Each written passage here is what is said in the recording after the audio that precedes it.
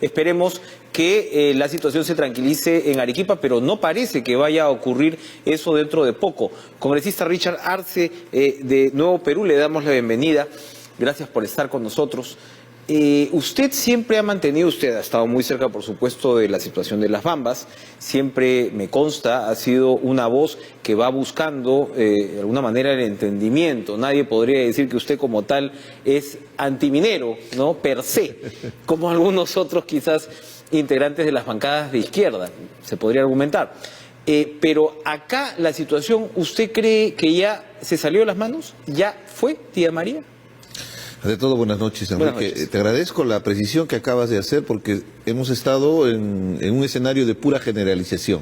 Siempre se asocia a la izquierda con un tema de antiminería o se asocia a la izquierda con un tema inclusive relacionado a los vandalismos que se está dando y que los cuales estamos condenando abiertamente y que inclusive está desprestigiando una demanda legítima del Valle del Tambo, productores agrícolas que tienen el miedo respecto a la intervención de un proyecto minero que estaba bastante cuestionado, que tiene toda una historia desde el gobierno de Alan García pasando por Ollanta Humala, donde fueron cuestionados los estudios de impacto ambiental y que evidentemente durante este tiempo se ha tratado de buscar mecanismos para que el proyecto se pueda desarrollar.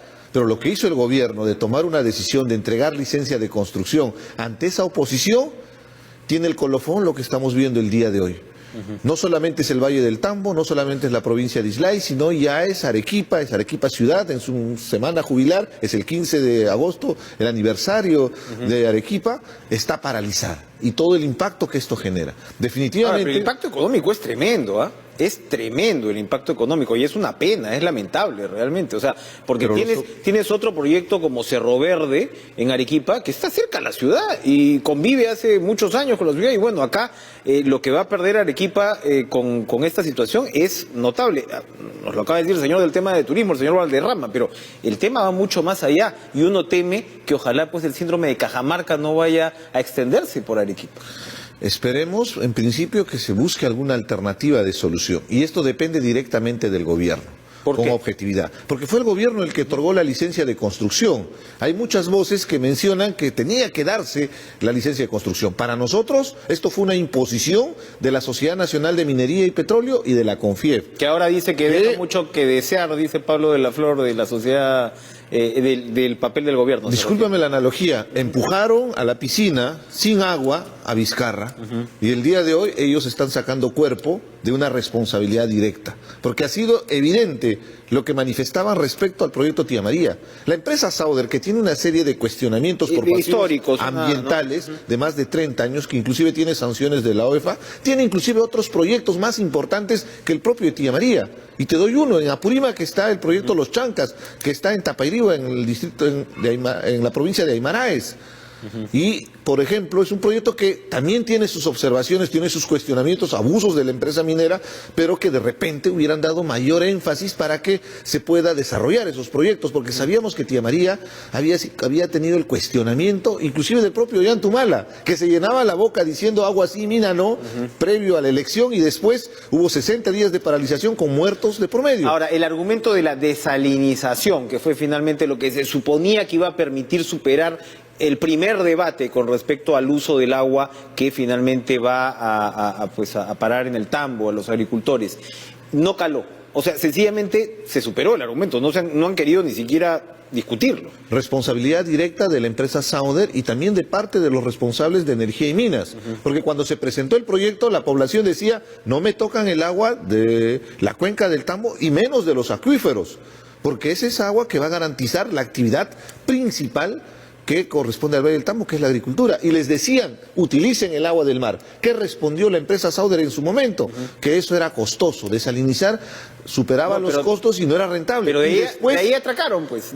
Ahí viene la contradicción. ¿Cómo es posible? Fíjate, solo poner en prevalencia intereses económicos, sabiendo que la relación con la población que está en el ámbito de influencia es determinante.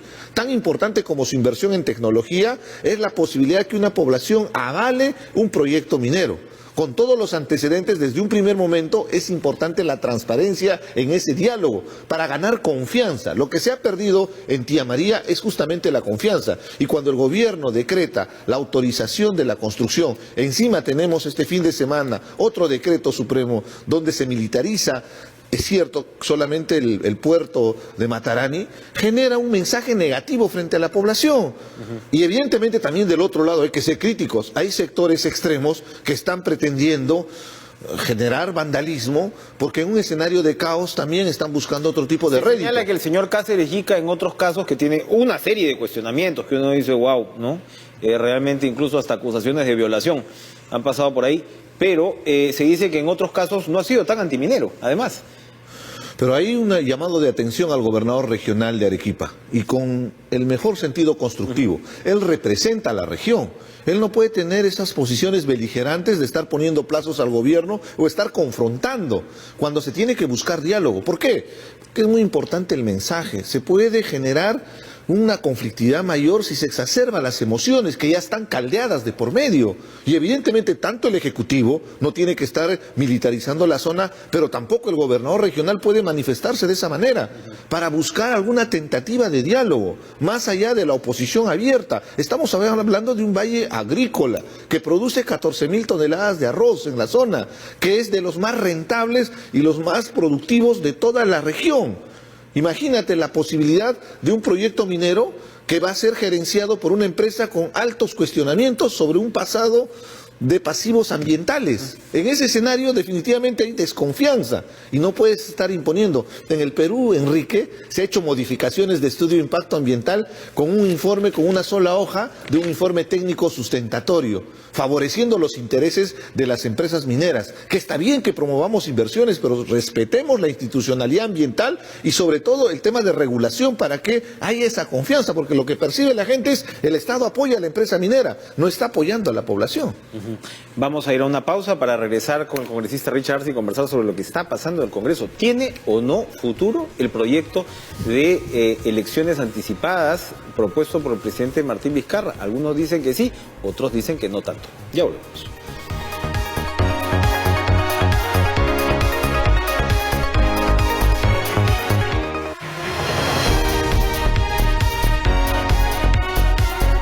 Estamos con el congresista Richard Arce de Nuevo Perú. Y congresista, evidentemente los últimos días han estado dominados en buena medida por la propuesta del presidente de la República de anticipar, adelantar elecciones para que el 28 de julio del 2020 asuma un nuevo presidente de la República, un nuevo Congreso. Se presentó el proyecto, el ministro o el primer ministro Salvador del Solar viene conversando con las bancadas, ayer tuvo una reunión con Fuerza Popular, pero lo que parece hasta ahora es que no hay una claridad sobre los votos que tendría este proyecto. ¿Qué nos puede contar al respecto? Definitivamente se requieren los votos, porque la decisión que tomó el presidente en el mensaje de la Nación ha sido delegarle la responsabilidad de esta reforma constitucional para adelanto de elecciones al Congreso de la República. Y depende de la voluntad política del Congreso si se da o no la reforma política, para ser respetuosos de la constitucionalidad y el Estado de Derecho del país. El día de hoy se convocó a Junta de Portavoces a las 10 de la mañana, a las 12 el Consejo Directivo, que es un espacio administrativo, y a las 3 el Pleno del Congreso. Nosotros teníamos la expectativa de que en estos espacios se iba a tomar las decisiones determinantes para la conformación de las diferentes comisiones ordinarias. Es urgente, pues, ¿no? Que es determinante. Si vamos a tener la Comisión de Constitución, dictaminar la propuesta de reforma constitucional, en este momento ya debería estar determinado las condiciones de la conformación de la Comisión de Constitución. Y para sorpresa nuestra ha sido solamente la presentación de la cantidad de congresistas que representan a cada una de las comisiones. O sea, se ha votado solamente la proporcionalidad de la fórmula matemática que se tiene para determinar cuántos congresistas conforman la comisión de cada una de las comisiones. O sea, ¿qué tal paciencia? O sea, en otras palabras, no se está abordando el tema de fondo, se está viendo temas accesorios que son importantes, que inclusive hemos cuestionado el día de hoy, y se está postergando. ¿Qué quiero denunciar públicamente? Esto es una estrategia dilatoria de Fuerza Popular para ir postergando. Primero están aprobando esta semana. La siguiente semana recién se vería la recomposición de las comisiones. ¿Qué comisiones pierde Fuerza Popular? ¿Bajo qué criterio? Las nuevas bancadas que se han formado, ¿qué comisiones asumirían? Eso se daría recién la siguiente semana. De ahí viene semana de representación. y con lo cual ya se terminó el mes de agosto. En la última semana de agosto, el calendario o la primera semana de presentado por el septiembre, gobierno, prácticamente tenía que resolverse esto en agosto. Por eso te hablaba de la voluntad política. Esto, lo que hemos tratado el día de hoy, es determinante, por supuesto, porque ahí también hay otra denuncia y otra estrategia de parte del fujimorismo que es importante mencionar. Las comisiones tienen un número de congresistas. Y ahora, en esta circunstancia, en este periodo legislativo, se ha duplicado el número de bancadas. ¿Qué debería pasar?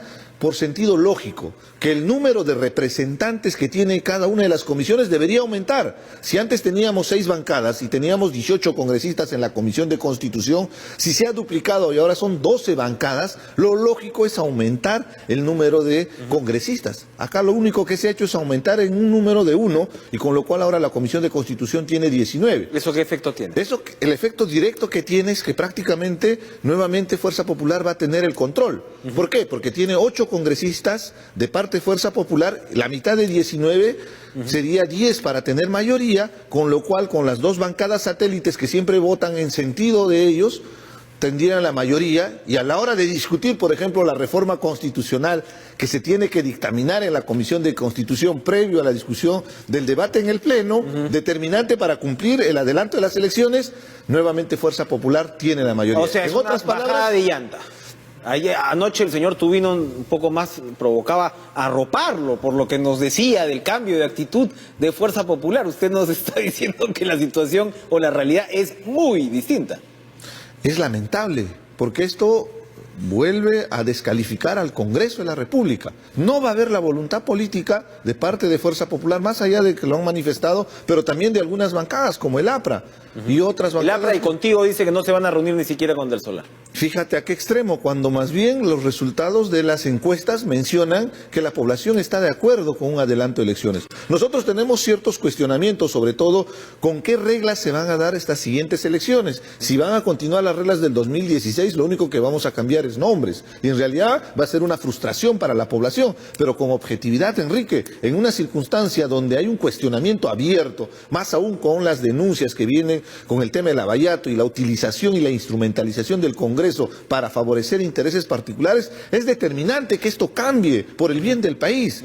Pero ya estamos viendo cuáles son las acciones que está tomando Fuerza Popular. Ahora, es una situación muy compleja porque si efectivamente ocurre esto, esta bajada de llanta o ir, digamos, quitándole peso a este proyecto, no discutirlo finalmente, el gobierno estaría ante la disyuntiva de la cuestión de confianza, ¿no? Para acelerar esta situación. Y, bueno, eventualmente, si no se la otorgan, el cierre del Congreso, la disolución constitucional del Congreso. Pero eso pues ya comienza a ser muy complicado, porque ahí el presidente está en la situación de tener que convocar elecciones para un nuevo Congreso que sencillamente complete este periodo. Y el propio presidente se quedaría hasta el 2021 en esa situación. Entonces ya comienza realmente en el escenario que usted plantea a complicarse la situación. No solamente en el aspecto que tú has mencionado, en el análisis de la proyección de el escenario que planteas de un voto de confianza, constitucionalmente no sería posible, porque es una reforma constitucional. Y es claro la Constitución que habla que las reformas constitucionales no pueden ser ni siquiera observadas por el Ejecutivo. Entonces, ¿cómo podría pedir un voto de confianza sobre una prerrogativa que no le corresponde al Ejecutivo? Entonces, ahí entra inclusive la discusión de constitucionalistas, y lo único que están haciendo, te vuelvo a repetir, es generar dilaciones con el objetivo de después decirle a la población, nos ganó el tiempo y el calendario electoral es tan corto y evidentemente no se va a poder hacer la convocatoria de elecciones para que tengamos nuevo Congreso, nuevo presidente el 28 de julio del 2020. Compleja la situación y seria la advertencia que nos hace esta noche el congresista Richard Arce. Muchas gracias por acompañarnos. Gracias a ustedes. Vamos a ir a una pausa y regresamos con lo último de acá.